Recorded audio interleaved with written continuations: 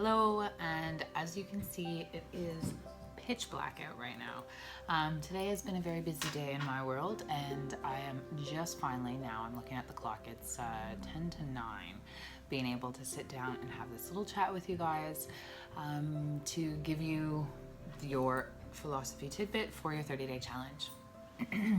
So today what I wanted to go over was, because most of us have come to the challenge being interested in the asana portion, the physical stuff. We get to our mat every day, we move, we stretch, we breathe, we hopefully move into some variation of spontaneous meditation, and the asana stuff is really interesting. So it's interesting for a lot of different reasons. It's interesting because of the physical stresses that we release. It's interesting because of the energetic channels that are opened and sort of infused with prana. It's interesting because it helps us to develop and deepen a relationship with our body, but which is also the mind. And in and amongst this matrix of our body and our mind is our emotions, and we start to explore the experience of emotion while in the physical seats of the yoga practice. So I thought what I would do is talk to you about what and why asana, why physical postures. And I think one of the first things that is important to remember is yoga is essentially this grounding of our awareness into our experience, and therefore yoga can be done anywhere. However, yoga's experience in the sense of the asana means that we're brought right into our reality. We're brought into our body, which is in present time. Our mind doesn't usually like to sit in present time, so we have to be in constant reminder of ourselves in that witness seat when the mind gets distracted, to literally come in and harness those thoughts and to say, get back here, pay attention, what's going on, be in your experience.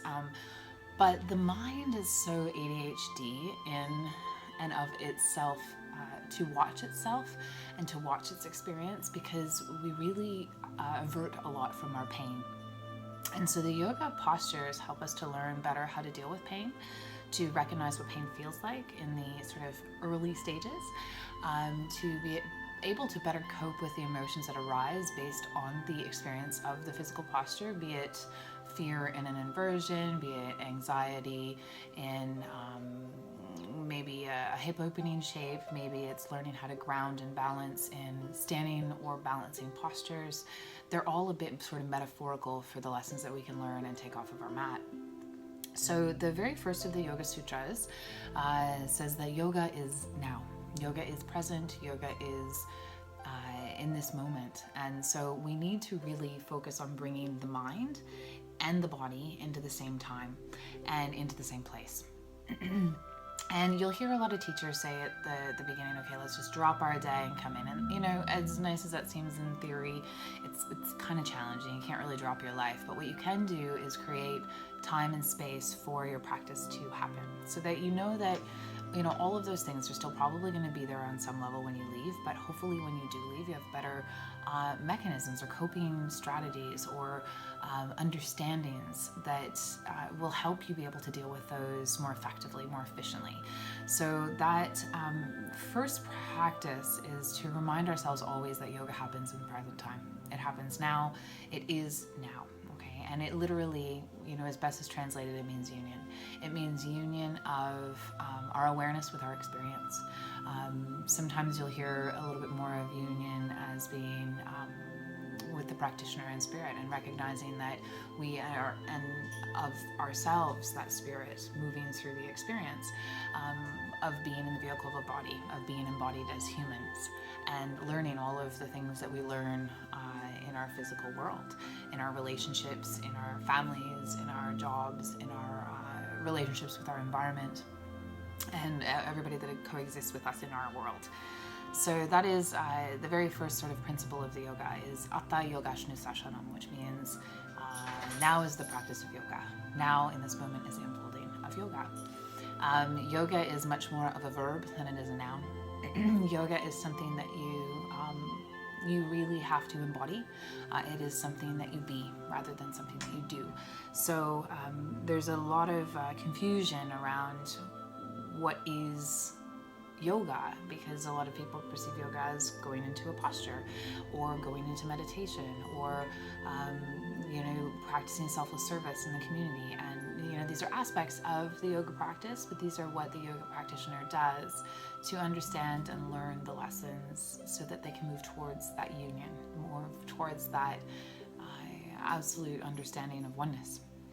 And so the very second of the Yoga Sutras tells us that yoga happens when the mind is quiet, when the mind is still. And if you want to get all fancy, it says yogash chitta vritti nirodha. And yogash means, the yoga. Chitta is the consciousness. Okay. Vritti are the movements, the fluctuations, and nirodha means the cessation of, or the stopping of. So best almost automatically translated would be yoga is the stopping of the movements of the mind. And so while we don't really turn off our mind, our job is mentally to think and to process. That is the mind's job. It is more of us taking a sense of control as to where we may place or choose to put our attention. And then from that place, we have some time and space because we breathe and we're just witnessing and we're being with the experience in a way that is really sort of one step back. We're watching. It gives us an opportunity to make a choice, and we have more space between what it is that's happening and our immediate reaction, which is very unconscious. So we're deciding to put some space between the stimuli and the response. And from that, we then make a choice and we make a decision, and we need to be able to act rather than react. So the asana practice is this really visceral thing that gets us into our body, into a real experience, because we can all relate to our physical sensations. Sometimes we don't like to, and that's okay. It's natural. But what it does do sometimes is it stops us from being in our experience as it is, and it creates a lot of internal dialogue and chaos and stress around what our experience might be. So let's say that we have a really hard time dealing with anxiety, and we need to learn off the mat how to better deal with those times that we get anxious. Instead of going and maybe medicating, and some people do need to be medicated, and some people could maybe look at some different, more holistic approaches as to how we could better the situation. So we can maybe then sit in the posture that we know creates anxiety for us. So maybe for you it is certain breath techniques. Maybe for you it is sitting in meditation. Maybe for you it is being in a lunge for a really long time, and it makes you very anxious and you don't want to be there. And you then start to notice the physical symptoms of your anxiety. Well, my heart goes here. My body starts to perspire a little bit. I get really angsty and my muscles tense up, and you go, oh, isn't that interesting? This is what anxiety feels like in the realm of sensation, just in a pure physical experience. When I stop and slow down and open up into the dialogue of my body, when I start to develop a relationship with the intelligence of, or the wisdom of the organism, the understanding of my beingness, and I stop and I listen, and I instead decide to relinquish maybe a little bit of control or avoidance, and I then sit with, and I start to learn. And I start to learn how I can maybe lessen some of that anxiety, where I might be contributing to the experience, where I may be making the experience a little bit more dramatic than it necessarily needs to be, where those vrittis start to go a little bit chaotic. And I go, right, I know that yoga happens when I start to quiet that stuff down. So what do I need to do in this experience, in this stimulation, to quiet a little bit? So that is maybe the first sort of aspect of the very first couple principles of the practice of yoga. Another couple of things I'm just referring here is to open the energy channels in the body. So where you choose to put your attention, it's like a magnet. It starts to literally grow. So you'll know, if you've had something that it's easy to really relate to dramatic situations more so than happy scenarios. We as humans expect to be happy all the time. It's kind of like customer service. It's an expectation of any business, is you want good customer service. It's not like a perk. So when you think of happiness, we expect as human beings to be happy, but we forget that happiness, everything is all in a state of flux. So when you're up here, you forget that there will be a down here. And when you're down here, you forget what up here feels like. So when we go through these places where we can choose to put our awareness on in our practice, because really our practice is like this as well, because it is literally an exploration of our life's experiences. They do surface. It is like a journal showing up on our yoga mat, whether we want to see that mirror or not, it is there. But when we actually start to choose where to place our attention, we begin to sit in a very powerful place. So the Hatha Yoga practice, this practice that we have chosen to use these asanas, the Ha means sun, the Ta or the THA means moon, and it is literally looking to try to balance the dualities, the hot, the cold, the passive, the aggressive, the yin and the yang, the here and the there, all of these dualities we experience in our lives, that we try to sort of bring them into a non-dualistic place. So when we explore the practice in an energetic place, we use these postures and we use a level of force. We also use a level of discipline, which is very important. So the force and the discipline is there, but force not in aggression, force as in power. So we find force, we find discipline. So we come to the mat routinely. We do it even if we don't want to. We don't just favor the days that we really like to do our practice. With that discipline and with the proper sort of alignment principles, internally we start to feel this experience of being more and more alive, because energy starts to flow and energy starts to open up, and all of those places that we may have been stuck or stagnant or maybe even excessive starts to come in a bit more of a harmonious balance. So our yoga practice helps us to open the energy channels, but also to balance the energy channels that might be a little bit too, overactive. So that is a really interesting thing, and I will go into more detail about the chakras in later expressions, because it is a love of mine. I feel like it's just helped me to blossom my practice exponentially and to really understand why and what I'm doing in my practice, and how it just really doesn't make sense to become forceful and stressful and expecting and all of these things, because it literally does shut you down. So opening energy channels and starting to integrate mind-body practice and mind-body awareness, and to bring the mind into the same time as the body, and to create that bridge or that connection between those two via the means of the breath. The breath is the literal connecting force. It is that part of ourselves that is going to join the mind and the body, and it is that part of our practice that is and should be seen almost as number one. Okay, when you're not with your breath, you really have lost that connection with your experience, because the breath grounds you into the body, and it allows the mind to settle into that spontaneous meditation that we're hoping to achieve in the asana practice. When we come into our practice, we start to feel the body as a part of the universe and our literal, the universe, that whole space that it lives and exists within and around us. Okay, so like I said yesterday, when we talk about our shirt, we talk about our shirtness. So let's say that when we come into tree pose, we start to really feel grounded like the tree, but yet we have deep roots in the earth, so that we can grow and ascend from there. When we come into the warrior, we start to feel, or the sage, we start to feel the wisdom or the power of those warrior and sages. We start to come into the eagle pose, and we feel that vision, that fierceness. And so we're really trying to embody the experiences of these asanas, and therefore we literally are deepening our understanding with all of the existence that lives in and around us. We understand what it's like to be in their experience, because we are asking ourselves to go into that experience.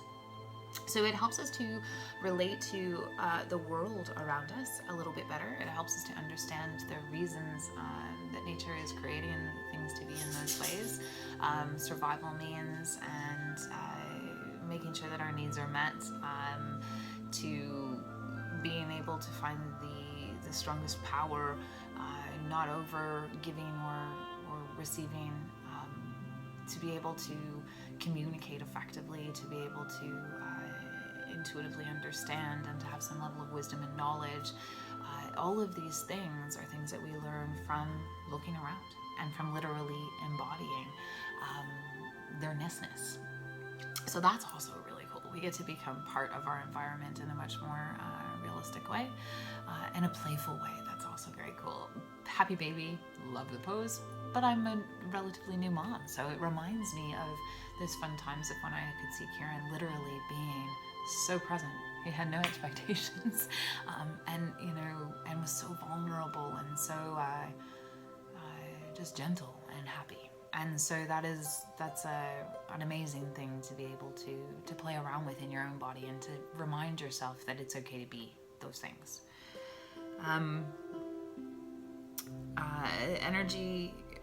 To enjoy tools of exploration and opportunities for release. So this, I guess, would kind of come into where we might be holding on to things in life, which could be physical tensions, it could be emotional experiences, it might be mental challenges or schedules, but to be able to learn the tools that help us to better cope with our life is always going to make our lives a little bit easier. It's going to make our lives be much more joyous and more peaceful, and we want to be able to start to learn how to listen and to surrender to our experiences, because we want to control them so much. We want to dictate exactly what they're supposed to look like all the time, and it's really hard for us to sit back and learn the lessons when things don't necessarily go the way that we want them to. But realistically, we could take a moment and see where we have been placing our attention, right? Because we've started to learn that where our attention goes, so does energy. Where our attention goes, energy flows. It's a very common thing to hear in a yoga practice. And so when we start to recognize that, we can see, sometimes it's unfortunately in hindsight, but we can see where we were maybe placing the attention, where we were literally manifesting our reality and the outcome of our reality. And we can start to learn how to very slowly fill in those habitual sort of tapes. Baron Baptiste calls these recorded sort of things that play over and over and over in our head that, it might not seem very detrimental at the time, but when practiced over and over again, it can seem very destructive. And so let's say, for example, this month in the Somerset, we're working on Vata pacifying. So in that practice, we hold downward facing dog for 30 breaths. And we don't do it one time, we do it twice. And when you start to hold postures like this, at first, if you are that kind of person that wants to flow and move, it's very challenging for you, because being steady in a posture for that long is like, I want to go somewhere, I need to do something. But when we start to slow down into our experience and we start to really ground into our experience, it's all these little tiny details and nuances that we're able to clean up and fix and change and find ease and lessen the struggle. And those little things will help you understand where you may or not be physically keeping yourself safe, for one, but also internally what happens when you're asked to sit. So I encourage you all to try the Somerset. I absolutely love it. I think it is so beneficial for balancing our lives at this time. I teach it, so does Frederic, so does Mahaya. And I would love for you to come and join us for one of those and just try something maybe a little bit different, see how it feels in your body. And that is what it is. The experiential learning is that you have to get into it and see it and explore it and sit with the teachers of it and be honest in it, to see where you may be sort of keeping yourself back from growing and where you could maybe explore breaking down some walls and trying to find different transformations, different ways of expanding. So that's it. I'm realizing that this is at 19 minutes and that's way longer than I thought I was going to talk, but I'm glad I finally got this in, and you probably are going to watch this over coffee in the morning. So if you happen to see it tonight, amazing. If you see it tomorrow, I hope it helps you. I will give you another one tomorrow because I know that I'm going to have time to do it. So you may have a double whammy tomorrow from me.